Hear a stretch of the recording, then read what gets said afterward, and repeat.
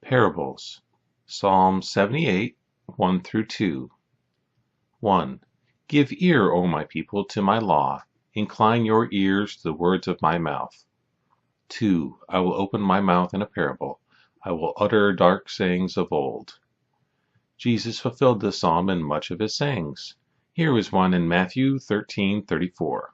34. All these things spake Jesus unto the multitude in parables, and without a parable spake he not unto them. Jesus' parables are among the most famous of his sayings. Upon studying the parables, we find that there are many layers of meanings in these dark sayings, yet they also have an ability to convey the message of salvation in a way that those less educated can understand. Jesus was very concerned about the lesser educated of the law and those deemed sinners. Perhaps that is why God chose to place Jesus in Galilee instead of a place like Jerusalem. The use of the shepherd in the Old Testament is interesting. It describes a person who is responsible for a docile creature. I have been told that in Jesus' time the shepherd had become a second-class citizen. They usually were poor, and since they spent a lot of time in the fields, they were often not as well groomed as their brethren. This seems to be an analogy of how God works. He works through the prophets and kings for the common people.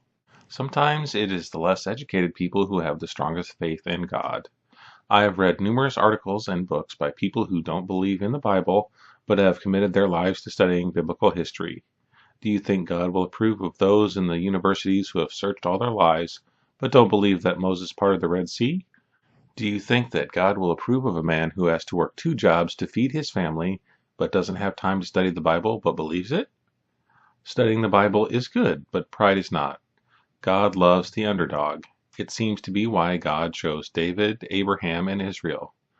I understand the poor in the Bible to refer to the poor in wallet and the poor in religion. God shows us as many meanings as we care to take the time to find. Compare with Job 5, 9 through 16.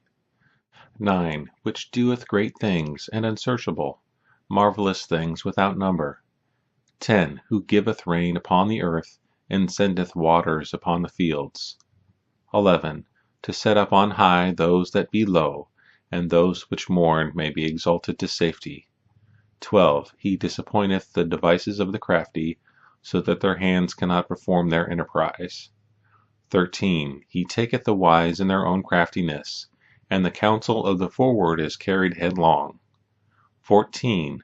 They meet with darkness in the daytime, and grope in the noonday as in the night. 15. But he saveth the poor from the sword, from their mouth, and from the hand of the mighty. 16. So the poor hath hope, and iniquity stoppeth her mouth. This book is available to download in its entirety for free at smashwords.com and eventually here on YouTube. If you want to hear more, subscribe to this channel. God bless.